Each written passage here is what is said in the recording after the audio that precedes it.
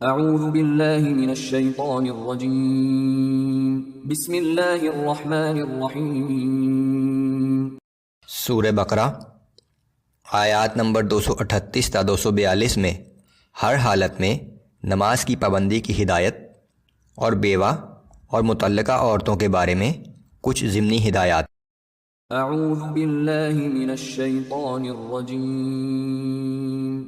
حافظوا على الصلوات والصلاة الوسطى وقوموا للہ قانتین۔ سب نمازوں کی محافظت کیا کرو، خاص طور پر درمیان والی نماز کی، اور اللہ کے حضور باادب کھڑے ہوا کرو۔ فَإِنْ خِفْتُمْ فَرِجَالًا أَوْ رُكْبَانًا فَإِذَا أَمِنْتُمْ فَاذْكُرُوا اللَّهَ كَمَا عَلَّمَكُمْ مَا لَمْ تَكُونُوا تَعْلَمُونَ۔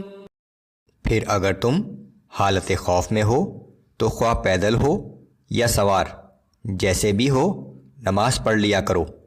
پھر جب تم حالت امن میں آ جاؤ تو اللہ کو اسی طرح یاد کرو جس طرح اس نے تمہیں سکھایا ہے، جو تم پہلے نہیں جانتے تھے۔ والذین یتوفون منکم ویذرون ازواجا وصیة لازواجهم متاعا الى الحول غیر اخراج فإن خرجن فلا جناح عليكم فيما فعلن في أنفسهن من معروف والله عزيز حكيم۔ اور تم میں سے جو لوگ فوت ہونے لگیں اور ان کی بیویاں زندہ ہوں، ان پر لازم ہے کہ مرنے سے پہلے اپنی بیویوں کو 1 سال تک کا خرچہ دینے اور انہیں اپنے گھروں سے نہ نکالنے کی وصیت کر جائیں۔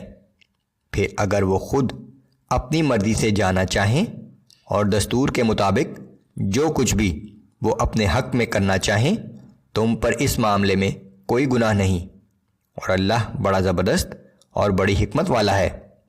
یہ ابتدائی احکام تھے۔ احکام میراث نازل ہو جانے کے بعد اب شوہر کی وفات پر بیوہ کو یہ حق حاصل ہے کہ وہ اپنی عدت شوہر کے گھر میں گزارے اور وراثت میں اپنا حصہ حاصل کرے۔ وَلِلْمُطَلَّقَاتِ مَتَاعٌ بِالْمَعْرُوفِ حَقًّا عَلَى الْمُتَّقِينَ۔ اور متعلقہ عورتوں کو بھی مناسب طور پر کچھ نہ کچھ دے کر رخصت کیا جائے، ایسا کرنا پرہیزگاروں پر واجب ہے۔ كَذَلِكَ يُبَيِّنُ اللَّهُ لَكُمْ آيَاتِهِ لَعَلَّكُمْ تَعْقِلُونَ۔ اللہ اس طرح تمہارے لیے اپنے احکام صاف صاف بیان فرماتا ہے تاکہ تم سمجھ سکو۔